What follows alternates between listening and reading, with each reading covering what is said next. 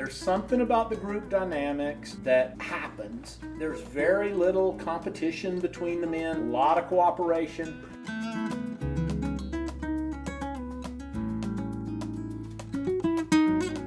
And on these tours, guys, you can pick what you want to do. You can do a 7, 10, or 14-day duration. Everybody gets 2 socials at the beginning. The socials are front-loaded on that Friday and Saturday night.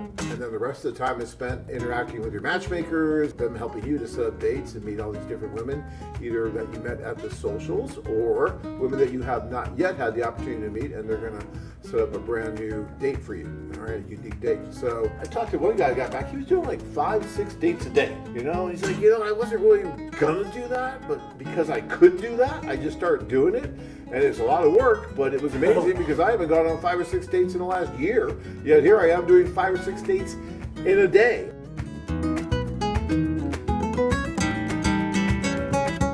Yeah, it's something that, unless you've ever done something like this, it's so hard for me to sit here and talk about it. And I've been doing this for 30 years, talking about how this all works. But until you experience it, I'm telling you guys, it's something like you've just never seen. Yeah, y'all's tours are very interesting. I talk to a lot of men. A lot of men are like, oh, I don't know if I'll like being in this group and everything. But there's something about the group dynamics that happens. There's very little competition between the men. That's, I think, one of the things that scares off. There's a lot of cooperation. It's one of those things that a lot of times you don't see in daily life very often. It's a little bit like the football team when you were a kid or something, that everybody kind of gets together, and there's so many more women than men that there's rarely friction over it, and there tends to be a lot of support for one another. It's really, in some ways, it's one of the most surprising things about the group tours is that there's this dynamic and sort of internal self-coaching by the guys, internal support system by the guys that I think is part of the reason for this outstanding success of the group tours.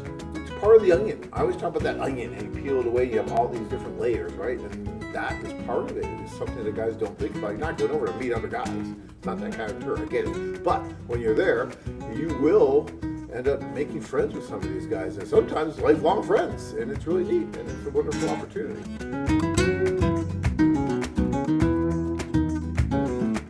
And again, don't be that guy.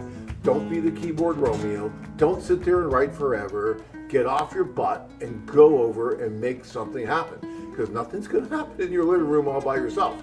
All right, you have to get out there. You have to interact with all these different people, and you're going to have, in most of these cases, the time of your life. Even if you don't find the woman of your dreams, it's so much fun to be. You're seeing this on the screen right now. You're seeing these guys that are at these socials and are meeting all these different women. They did it.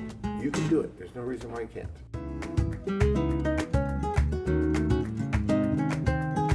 There's a lot of great stuff. The first woman who really wrote on this was a woman named Lisa Simmons at the University of Denver, and she met with you, right? Right. She was doing her doctoral thesis, I believe. And she wrote that my preconceived notions shaped by the media and women advocacy community were wrong. And she came out and she admitted it. And that's actually one of the things that makes this research so strong, because almost all of these women started out believing they were going to uncover some sort of worldwide criminal conspiracy, whatever, I don't know, something really crazy. And they didn't. Well, yeah, and that's common. Look, there's just so much misinformation out there about this, and has been for 30 years, and still continues, which blows my mind. But it's there with all the wonderful things that we've been able to accomplish over the past 30 years, and all the media and all the academic studies that have been done. Yet there's still these stigmas out there that just seem to persist.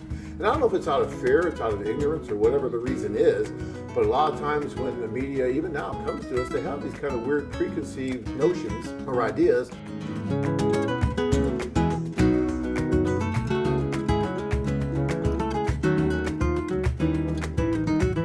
Are you interested in meeting the love of your life?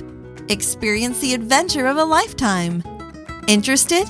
Learn more at MexicanLovemates.com.